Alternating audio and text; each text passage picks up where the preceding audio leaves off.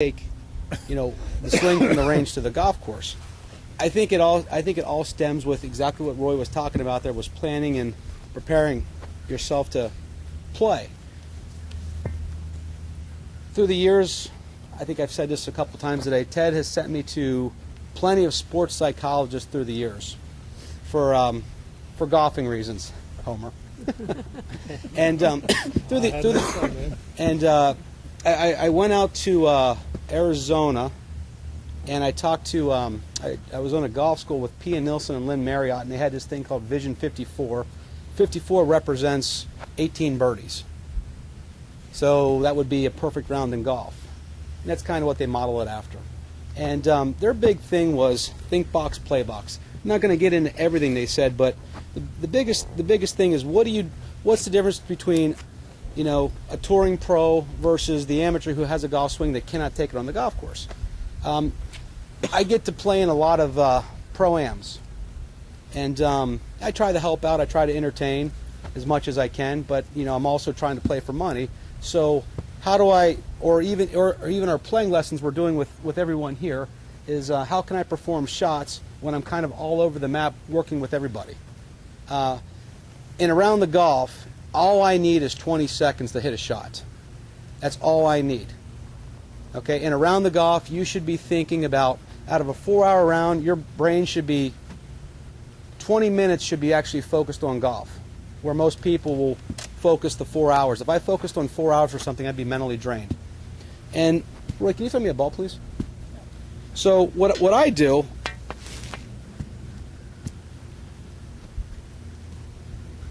thank you. What I do is I separate two different things. I call it practicing versus preparing to play. When I practice, I allow myself to work on mechanics. I allow myself to get mechanical. Now, if I have a tournament coming up, let's say I have a tournament next month. The first week I'm ready, I'm probably working on mechanics. A little bit of short game, but I'm trying to get my swing honed in. The second week, closer to the tournament, okay, I'm doing more, I'm going to start putting a pre-shot routine in everything. I'm going to get less from mechanics. I'm going to work more on my short game. The third week before the tournament, I'm going to spend a lot of time playing and less time on the range. And the fourth week before the tournament, I'm going to spend nothing more than short game, pre-shot routine, and I'm going to play as many holes as possible. So that first week, I'm working on nothing but mechanics. Okay, so I'm practicing. Now, as I get closer to the tournament, okay, every shot I do, every shot I hit is going to require a pre-shot routine. Okay, and basically, think box, play box. Think box is don't be afraid to think. If I'm working on something mechanical, let's say I'm trying to drop it from the inside, and I'm back here behind the ball, I might try to exaggerate a little bit of coming from the inside, or whatever your thought is. But once I cross this line, once I step over this line, I'm all about target and distance. Okay, so Roy brought up the point that too many times we're thinking mechanics over the golf ball. Okay, so let's say I'm in a tournament round and that red flag's my target. Okay, so in the think box, I got 160 yards. The pin's tucked on the left side of the green. If I miss the ball, if I pull the ball left and I miss it left of the green, I'm probably going to make bogey. So I'm probably going to give myself a target just to the right of where that guy's standing up there. So I got myself a conservative target. I'm into the wind, so I'm going to take one more club so I don't have to swing it as hard. So I'm going to plan for this shot to go about 175 yards versus 160, and I got to make sure I keep the ball to the right of the pin. Okay? That's kind of what's going to go through my mind, a well thought out game plan. So then I'm going to condense it to, okay, 175 yards at that guy right there, and just make sure the ball stays to the right of the pin. So there's my thought process. Now I'm going to get back over here, and I'm going to sort of eye down my target, and I'm going to take a practice swing or two. I'm going to take one more look at my target, and that's it. I'm done thinking. So as soon as I cross this line right here, I'm going to go through where I'm going to make sure my pre-shot routine is spot on. I'm going to take myself and get comfortable over the golf ball, get myself set up, one waggle, two waggles, and then produce. Okay, but once I made that decision, of what I want, I'm in go mode. And again, as I walk into the ball, as soon as I cross this line here, it's all about target and distance. And what happens is on the range, we get into a mode where we kind of rake and beat. In other words, we hit ball after ball after ball, and then after a period of time, we lose focus on the two most important things in a round of golf, your target and distance. And then it just becomes mindless exercise. And I think that's how you get yourself into bad habits. And if you practice, remember, how you practice is how you play. And if you practice by just hitting ball after ball with no end result, no consequence, when you get to the golf course where there is a consequence and you have to write down a score, you will be mentally unprepared for that. Does that make sense? So I think it's critical. If you're going to work on mechanics, okay, work on mechanics. But somewhere in your practice, I think you have to, rehearse a pre-shot routine and try to play a hole mentally. Or, okay, I'm going to hit the next 5 golf balls. I'm going to go through a pre-shot routine and I'm going to see how my swing holds up. Does that make sense? And I think the more you do that, the less mechanics you get, and you put yourself in a playing frame of mind. The better players think less over the ball. The higher handicaps think more over the golf ball. And again, if you're working on, when you go out and play this afternoon, you're going to have mechanics in your head, but separate, play box, think box.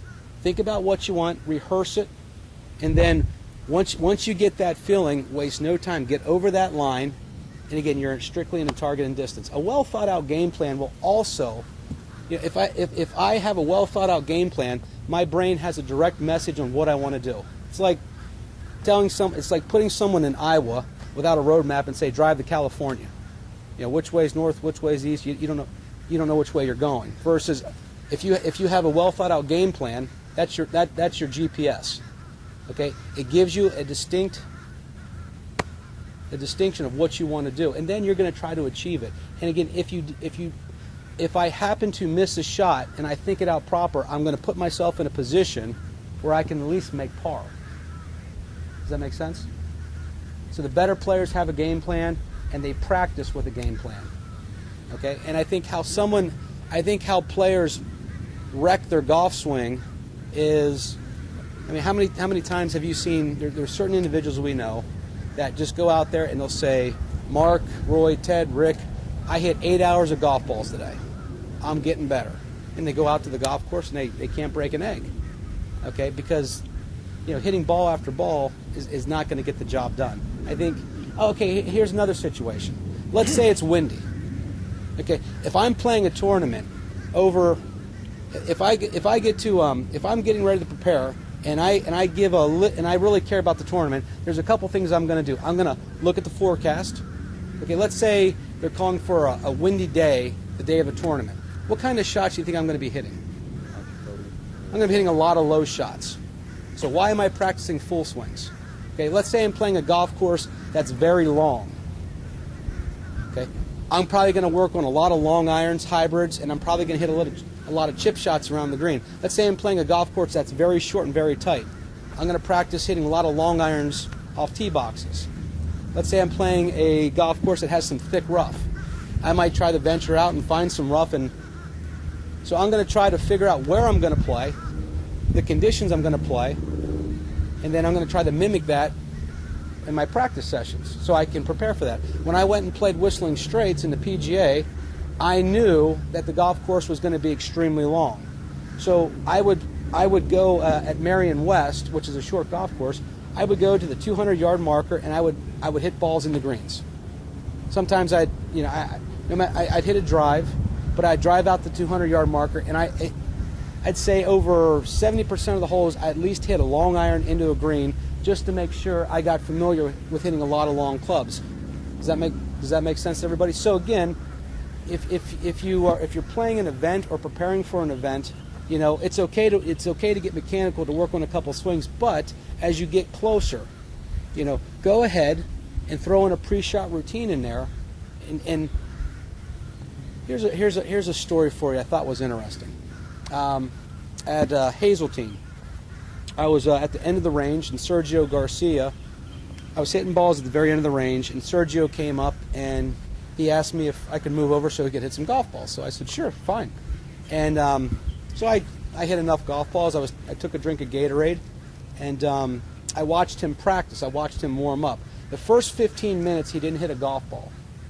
He stood behind the ball. He'd walk up to his caddy, and he'd say to his caddy, I'm going to set up for a high draw at that tower. And he'd walk in there.